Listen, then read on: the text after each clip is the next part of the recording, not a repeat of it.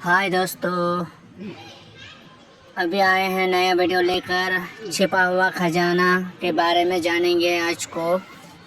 कृपया वीडियो पे बने रहिए।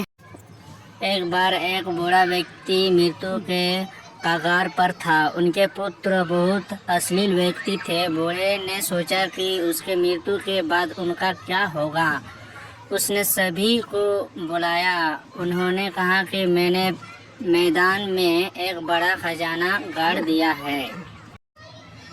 बड़े व्यक्ति की मृत्यु के बाद उसके बेटे खेत में खजाने की खोज करती है, लेकिन असफल रहे। एक बूढ़ा आदमी उनके बीच बोलने की सलाह देता है। फिर उन्होंने खेत में कुछ बीज बोए। कुछ समय बाद उन्होंने गेहूं की बम्पर फसल मिली। यह सोने की तरह लग रहा था।